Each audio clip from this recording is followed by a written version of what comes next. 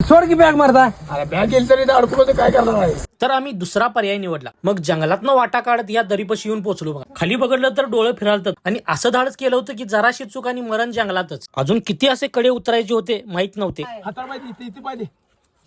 आयुष्यात एक मार्ग बंद पडला की दुसरा मार्ग आपण शोधायचा असतो. इथनं उतरल्यावर जीवात जीव आला. तिथनं उतरल्यानंतर हा दुसरा कडाने उतरायचा होता. ह्यो तर एकदम भयानकच. ह्यो तर एकदम खडा आणि सप्पय होता. काय विषय नाही म्हणून ह्यो पण कडा उतरण्याचा प्रयत्न केला. डोक्यात एक गोष्ट होती, जराशी फाटेल पण अभिमान वाटेल. तर हा 25 ते 30 फूट खोल होता. मार्ग एवढा अवघड होता पण उतरायचं तर होतच. कारण परत इथनं वरती जायचं शक्य नव्हतं आणि खाली पण दरीच होती. आयुष्यात पहिल्यांदाच असं खुळं धाडस केलंय. आज आपल्याला एक अत्यंत भयानक वाट चालायची.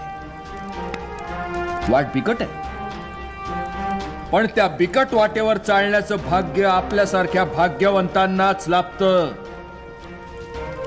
आणि अशाच भाग्यवंतांची नावं इतिहास अभिमानानं आपल्या कपाळावर मिरवतो की आम्ही मृत्यूच्या अकराळ विकराळ दाढा पाहून त्याला घाबरत नसतो. जिंकलोय. अजून इथनं खाली जायचंय. आम्ही असं वरनं यालतो, वाट काढत झालो. वाट काढत आलो आणि एक कडा लागला, तिथं उतरलो, व्यवस्थित खाली आलो. आम्ही खडा उतरलेला आहे.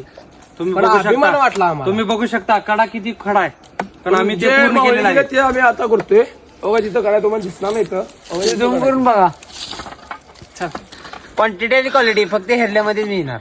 घेऊन आलेला आहे. स्पेशली हेरल्यातून आलेलो आहे. थोडी फाटली पण अभिमान वाटले. तर हा बघा एकदम हुबा कडा आणि ते पण एकदम सरळ. माझी तर जरा नाही लईच फाटलेली. अरे उत्तम दादा, आपण एवढ्या वरनं चढलेले बघ ते उपर बघ. बघा हे एवढ्या वरनं उतरून आम्ही खाली आलोय. खाली आल्यावर एकदम जीवात जीव आला बघा. कारण आमच्या 8 जण व्यतिरिक्त तिथं कोणच नव्हतं. तिथनं भंडाऱ्यापाशी पोचायला वाजले 6. तिथनं भंडारा करून आम्ही मुक्कामाच्या वाटेला लागलो. अशा प्रकारचं खुळं धाडस बघितल्यानंतर तुम्हाला काय वाटलं कमेंट मध्ये नक्की सांगा.